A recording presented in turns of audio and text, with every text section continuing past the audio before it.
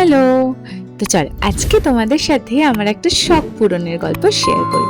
আসলে আমার বেশ অনেক বছরের ইচ্ছে ছিল এটা করার, তবে আমার বিয়ের আগে এটার পারমিশন আমার ছিল না, তো তাই জন্য আমি করে উঠতে পারিনি। তো বিয়ের পরে তো এরকম কোনো ব্যাপার নেই, তো তাই জন্যে সেই দিন আমি গেছিলাম আমার ইয়ার পিয়ার্সিং করাতে।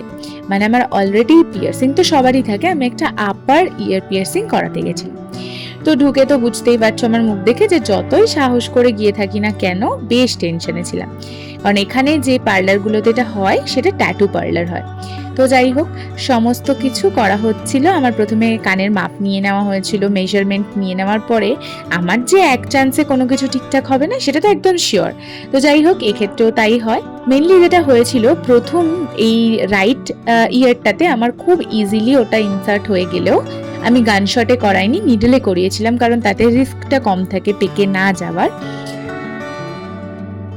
তো সেটা ঠিকঠাকভাবে হলেও আমার সেকেন্ড ইয়ারটায় কিন্তু এক চান্সে কিছুতেই ইনসার্ট করা যায়নি, যার জন্য এটাতে লেগেছেও বেশি, বেশ খানিকটা ব্যাকাও হয়েছে। কারণ কি, আমার কান দুটো সমান নয় এবং কারোরই হয় না, তবে আমার একটু ডিফারেন্সটা বেশি। তো তারপরে দাদা আমার ফটো তুলে নিয়েছিল। আমি কোথায় পিয়ার্সিং করিয়েছিলাম সেটা তোমাদের সাথে একটা ভিডিওতে শেয়ার করব। বিশাল লেগেছে, এবার শুধু ভয় হচ্ছে আফটার কেয়ারটা, কারণ কি আমার এর আগের বারের নাকটা নিয়ে আমি খুব ভয় পেয়েছি। তো দেখা গেল তবে এটুকুই বুঝতে পেরেছি যে আমার দুটো গান সমান, একটা উঁচু একটা নিচু, হাতির মতো গান। কি আর হয়েছে, একটাই ঢুকে দিচ্ছিল ইজিলি, একটাই ঢোকে, তার জন্য ব্যথা পেয়েছি এই জন্য।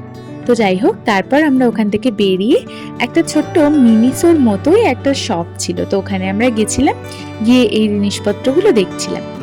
ভীষণ কিউট কিউট জিনিস ছিল। এদিকে কানে কিন্তু ব্যথা আমার কন্টিনিউ হচ্ছিল। তো যাই হোক, এই জিনিসগুলো কিন্তু আমার ভীষণ পছন্দ হচ্ছিল, কিন্তু আমি কেন কিনিনি, কারণ আমি ঠিকই করেছি যে যেই জিনিস আমার দরকার নেই সেগুলো আমি কিনব না। তারপরে এখানের এই সমস্ত জিনিসপত্রগুলো দেখে আমরা ওখান থেকে বেরিয়ে পড়েছিলাম। তো আজকের ব্লগটা এতটাই, দেখা হচ্ছে নেক্সট ব্লগে।